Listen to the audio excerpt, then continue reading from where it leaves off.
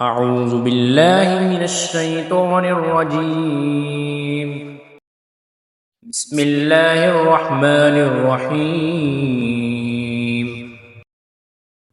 ربنا إنك تعلم ما نخفي وما نعلن وما يخفى على الله من شيء في الأرض ولا في السماء. الحمد لله الذي وهب لي على الكبر إسماعيل وإسحاق إن ربي لسميع الدعاء. رب اجعلني مقيم الصلاة ومن ذريتي ربنا وتقبل دعاء. ربنا اغفر لي ولوالدي وللمؤمنين يوم يقوم الحساب.